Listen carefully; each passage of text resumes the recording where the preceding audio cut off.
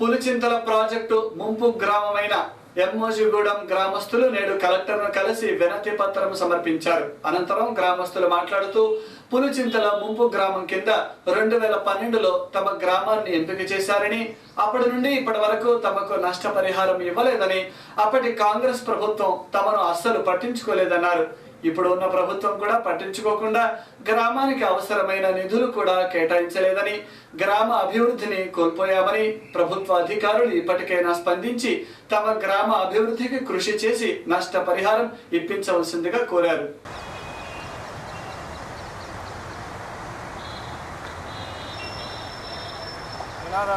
Gazette చేయాలి అని నేనంటే మీరేం గజెట్ చేయాలని. సరే, ఎమ్మాజిగూడెంలో మిగిలిన 128 ఇళ్లను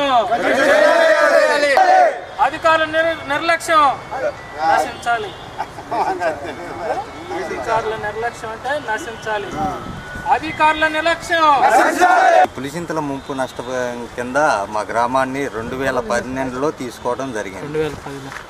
2006 నుంచి కూడా మా గ్రామాన్ని తీసుకుంటున్నామని ప్రభుత్వం నుంచి వచ్చే ఏ ఒక్క నిధులను కూడా మా ఊరికి రానియకుండా ఈ లోన్లు కానీ స్వచ్ఛ భారత్ కింద లెట్రిన్స్ కానీ ఎయ్యి కూడా మాకు ఎలాంటి వర్తింపులు లేకుండా మాకు నష్టపరిహారం ఇవ్వకుండా మమ్మల్ని అటు ఇటు కాకుండా చేస్తున్నారు ఈ ప్రభుత్వం. పోయిన ప్రభుత్వం అంతా ఈ ప్రభుత్వం వచ్చినాక పట్టించుకుంటారంటే ప్రస్తుతానికి ఏమీ జరగట్లేదు.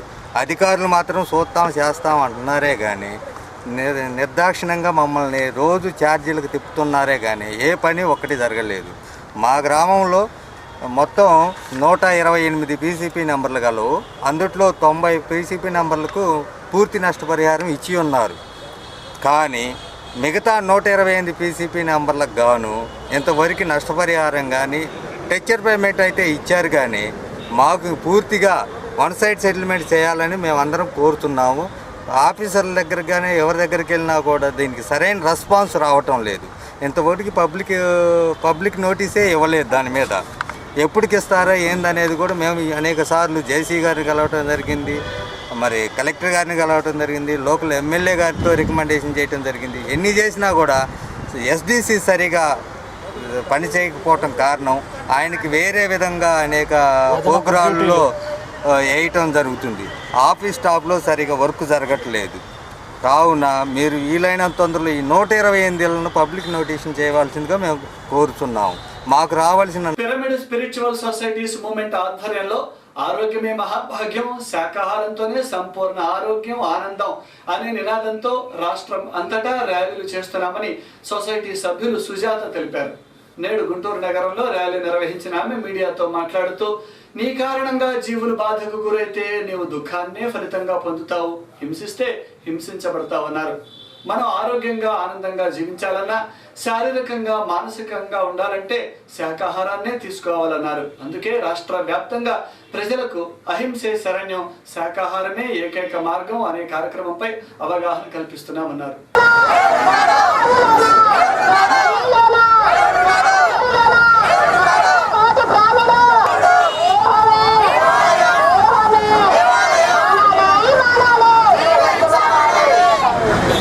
స్పిరిచువల్ సొసైటీ ప్రపంచ ధ్యాన కేంద్రాల వ్యవస్థాపకులు జగద్గురువు బ్రహ్మర్షి సుభాష్ పత్రిజీ ఆశీస్సులతో ఈరోజు మన పట్టణంలో అత్యద్భుతమైన మెగా శాకాహార ర్యాలీ నిర్వహిస్తున్నాం.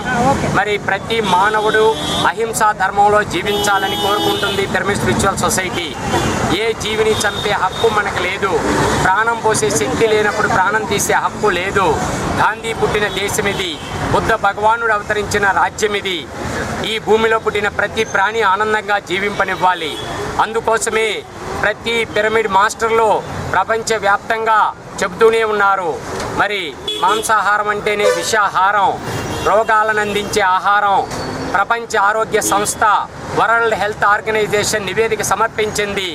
మాంసాహారం తింటే 159 రకాల జబ్బులు వస్తున్నాయని చెప్తుంది. మిత్రులారా, ప్రతి మానవుడు ఆరోగ్యంగా జీవించాలంటే ప్రకృతి అందించే ఆహారం శాకాహారమే తీసుకోవాలని చెప్తుంది. జంతు బలులు ఏ అమ్మవారు కూడా జంతు బలులు కోరదు. మనలాగా ఆనందంగా జీవిస్తున్న జీవుల్ని పట్టి తెచ్చి మన బిడ్డలు బాగుండాలని మొక్కులు మొక్కుతూ చంపి బలి ఇచ్చి మనమే నైవేద్యంగా స్వీకరిస్తున్నాం.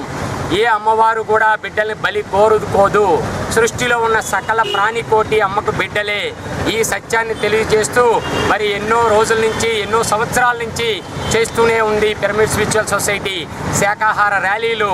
మరి ఎంతోమంది మాంసాహారులు శాకాహారులుగా మారి అహింసా ధర్మంలో జీవిస్తూ ఆనందంగా ధ్యానం చేస్తూ ఆనందంగా జీవిస్తున్నారు. ముఖ్యమంత్రి చంద్రబాబు నాయుడు జిల్లా పర్యటన అధికారికంగా ఖరారైంది. ఈ నెల 29న శుక్రవారం నాడు రోజంతా జిల్లాలో పర్యటిస్తారు. సీఎం పర్యటనకు సంబంధించి జిల్లా అధికారులతో కలెక్టర్ కాంతిలాల్ దండే డిఆర్సీ హాలులో సమీక్షించారు. 29వ తేదీన చంద్రబాబు నాయుడు గుంటూరు చేరుకుని ఐటీసీ సంస్థ నిర్మించే 5 నక్షత్రాల హోటల్ నిర్మాణ పనులకు శంకుస్థాపన చేసి ఐటీసీ నిర్మించిన కార్పొరేట్ కార్యాలయం, సిబ్బంది క్వార్టర్స్ ను పరిశీలిస్తారన్నారు. అనంతరం గురజాలలో పర్యటన ఉంటుందన్నారు. చంద్రబాబు నాయుడు పర్యటన నేపథ్యంలో గురజాల నియోజకవర్గ పరిధిలో ఈ నెల 28వ తేదీలోపు 10,000 నీటి కుంటలను నిర్మాణాన్ని పూర్తి చేయాలని అధికారులను ఈ సందర్భంగా ఆయన ఆదేశించారు. ఈ సమావేశంలో గురజాల ఎమ్మెల్యే ఎరపతినేని శ్రీనివాసరావు, కలెక్టర్ వెంకటేశ్వరరావు, జిల్లా అధికారులు పాల్గొన్నారు. ముఖ్యమంత్రి వర్యులు శ్రీ నారా చంద్రబాబు నాయుడు గారు మన గుంటూరు జిల్లా నీరు ప్రగతి వాటర్ గురించిన అవగాహన వర్క్షాప్కి సంబంధించిన ఏర్పాటుకి చూడడం కోసం గుంటూరు జిల్లా మార్నింగ్ గుంటూరు పట్టణంలో ఐటీసీ చేత నిర్మించబడుతున్న ఒక 5 స్టార్ హోటల్కి ఇక్కడ ఫౌండేషన్ వేయడం జరుగుతుంది 29. దాని తర్వాత గురజాల కాన్స్టిట్యున్సీలో జరుగుతున్న వివిధ అభివృద్ధి కార్యక్రమాల ప్రగతిని వారు సమీక్షిస్తారు.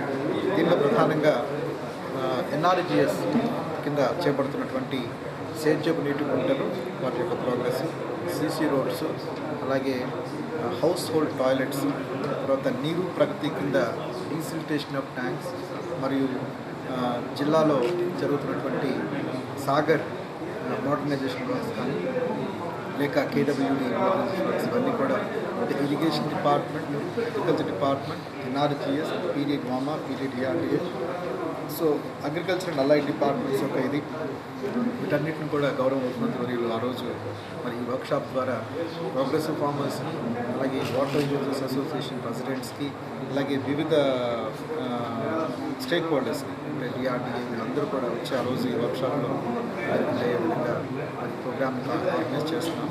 ఇది 29 ఏప్రిల్ మొత్తం పూర్తి 1 డే ప్రోగ్రామ్ గుంటూరు జిల్లాలో జరుగుతుంది. గుంటూరు పట్టణంలో ఈ ప్రోగ్రాం పూర్తయిన తర్వాత గురజాల కాన్స్టిట్యున్సీలో పూర్తి సమయాన్ని గౌరవ ముఖ్యమంత్రి వర్యులు ఈ అభివృద్ధి కార్యక్రమ సమీక్షలో నిర్వహించడం జరుగుతుంది. న్యూస్ ముగించే ముందు హెడ్లైన్స్ మరొకసారి.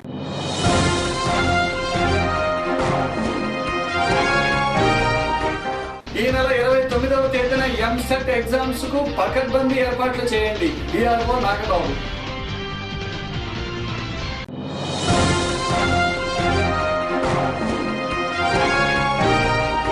ట్రాఫిక్ కు అంతరాయం కలిగించే వారిపై కఠిన చర్యలు తీసుకుంటాం, ట్రాఫిక్ డిఎస్పీ కండే శ్రీనివాసరావు.